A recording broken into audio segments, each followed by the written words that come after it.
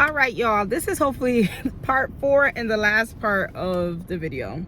I do have to go in to see a patient, but I am gonna get everything I have to say in this last part.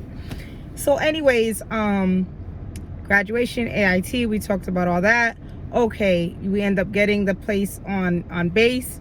It was like a 2-floor condo type of thing, like connected to like a duplex, because it was connected to only one other house. You have a carport. I guess it depends on what state you're in, the type of housing. You know, in the states that are warm, they don't really do garages, they do carports. So we had a carport, 2 bedrooms, I think it was like 2.5, or a bathroom and a half, something like that. Of course, the more kids, like if you have children, and the more children you have, is the higher your BAH is, because you have more mouths to feed. So the stipend for food and everything is going to be a lot more. And then the size housing that they're going to put you in is going to be a lot more, because they want to make or a lot bigger, because they want to make sure that your family can fit in the house. It was just he and I, so it was only 2 bedrooms. I'm trying to think of what else to say. Okay, so before I ended up going out there, I just had finished nursing school, so I applied for jobs. I ended up getting into the ICU in Louisiana, so that's how I ended up working in the ICU in Louisiana. And they called me pretty quickly. Like, I was blown away. I applied, let's say, on a Tuesday. By Wednesday, they called me and was asking when I'm gonna come, and you know, they were excited to meet me. So I ended up going and working directly in the ICU and being a part of like a new grad program that they had, that they will teach you the stuff, or to transition you into working on the floor or in the unit. From that, let's see what else was important. So again, there's Facebook groups again for the bases. I came to realize that a lot of them are messy. Again, like I always tell y'all, even with nursing, is the same thing with the military. You can go in the military and make all the friends that you want, because I mean, I get it, you're far away from your family or your friends if you get stationed in other states or other countries. So it's easy to want to be friends with your neighbor and to make friends with the ladies and the guys, but it's all messy, because when people don't have things to do, or when they, I don't know, like, people like to make the time go by being messy. So again, I used to see in the Facebook groups a lot of mess. You'll go up there and you'll just see all of them going back and forth, arguing, or especially the women, again, the ladies, arguing about whose husband outranks whose husband, and all of this crap, like all of this stupid stuff. Like, they would go sell something, because they're trying to make extra money, the ladies, while they're home. So they'll sell something, and then someone won't be pleased with what they sold them, so they'll be talking junk on the Facebook group, and it just used to be a mess. And I just didn't have time for it, because I actually had something to do, go to work as a nurse.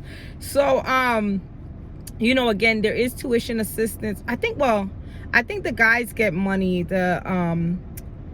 I can't remember what it's called. Like, it's some type of money that they could go to school. If they want, though, they can give it to their spouse to go to school as well.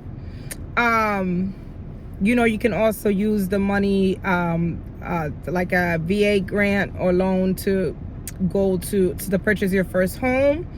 So you can utilize that as well. I did not, or we did not. I'm trying to think what else there is to add.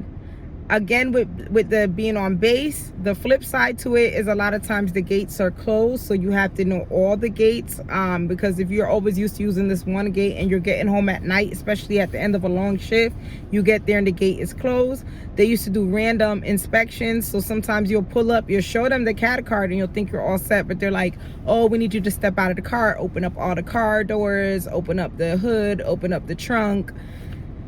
And I used to be like, really? But yeah, so they supposedly do that randomly, and then after that, they'll say you could go ahead and keep it moving. On weekends, certain gates will be closed as well. They have a grocery store. They're basically everything that you can need on base. You can leave off base to go to other things, of course, if you want, but if you went there without a car, you should be able to get the basics that you need on base. I will throw this in though. As I said, I did end up getting divorced, and so I'm not married anymore. But when it did come time to get divorced, I don't know who needs to know this, but I ended up going to their on base. They have something, and I can't remember what the acronym is for it again, but they have services, like legal services, that helps with stuff like that. I feel like it started with a J, but someone else that was in the military told me about it.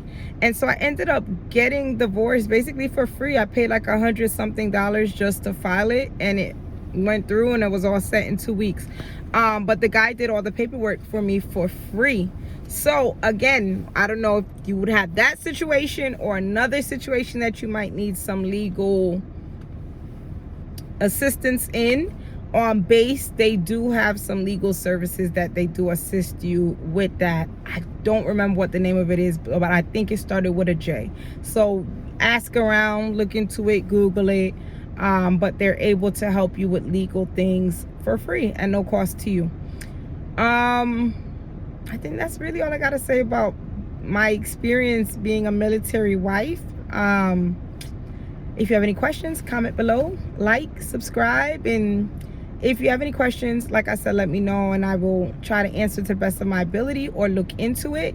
If this is a topic that was helpful, I could try to get someone on, because I still know people who their spouses in the military, or they are in the military or were in the military, that I can get them to answer some questions for you. If you are looking to enroll or looking to join the military, I wish you well on your journey.